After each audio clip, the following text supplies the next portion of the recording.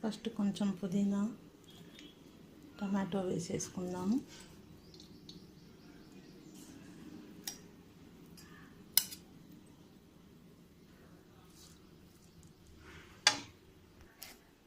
కొంచెం టమాటోస్ కూడా హాఫ్ వేసుకుందామండి.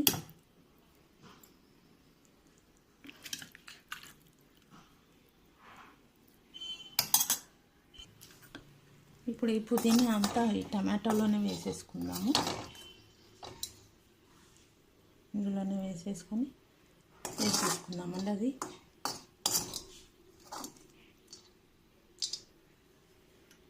ఇది కూడా అందులోనే జార్లో షిఫ్ట్ చేసేద్దాము.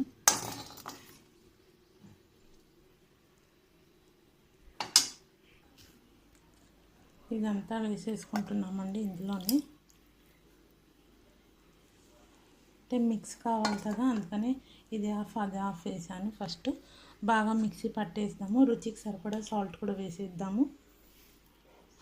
3/4 సాల్ట్ వేసానండి. రుచికి సరిపడా సాల్ట్.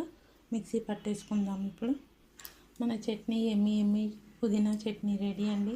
చూసారు కదా, చాలా కమ్మగా ఉంది.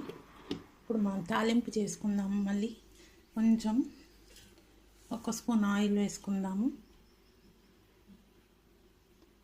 1 స్పూన్ ఆయిల్ వేసుకున్నామండి.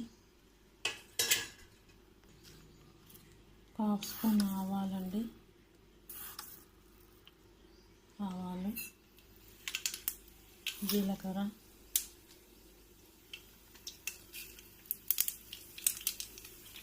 కొద్దిగా మినపప్పు,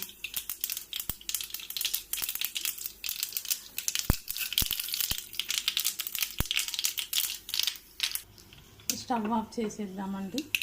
గోల్డ్ కలర్ వచ్చేసింది. స్టవ్ ఆఫ్ చేసేస్తాము. ఇంకా ఇది తీసి చట్నీలో వేసేసుకుందాము.